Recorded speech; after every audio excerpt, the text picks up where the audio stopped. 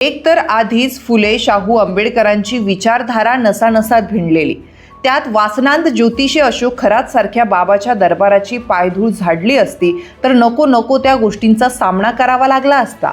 रुपाली चाकणकर यांच्यावर आलेलं राजीनाम्याचं बालंट बघून बरं झालं साहेब तुम्ही तिथे गेले नाही तर, असं भुजबळ समर्थक म्हणत असतील तर आश्चर्य वाटायला नको.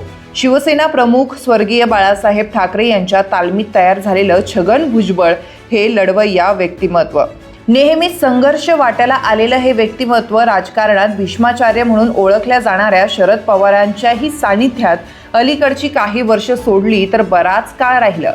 या भीष्माचार्यांची विचारसरणी पुरोगामी असल्यानं साहजिकच भुजबळ यांनाही फुले शाहू आंबेडकरांच्या विचारधारेवर राजकारण करणं फारसं अवघड गेलं नाही. म्हणूनच ओबीसींचा मसीहा म्हणून ते सहजपणे पुढं आलं. त्यामुळेच विद्येची देवता नेमकी कोण आहे असं बेधडकपणे बोलायलाही त्यांनी कधी मागं पुढं पाहिलं नाही. हेच भुजबळ वासनांद ज्योतिषी खरातच्या काळ्या कृत्याचे बळी जाता जाता वाचलेत.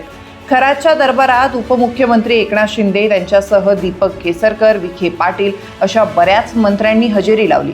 चाकणकर तर त्याच्या संस्थांवर विश्वस्त म्हणूनही राहिल्या. खरात सध्या जेलची हवा खात आहे.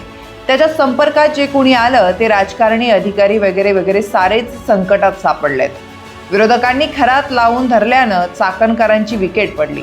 मलाही अनेकांनी खरातच्या दरबारात जा म्हणून सुचवलं होतं पण मी गेलो नाही असं भुजबळ नाशिकमध्ये म्हणालेत. म्हणूनच बरं झालं साहेब तुम्ही नाही गेले, नाही तर असं त्यांचे समर्थक बोलून दाखवत आहे.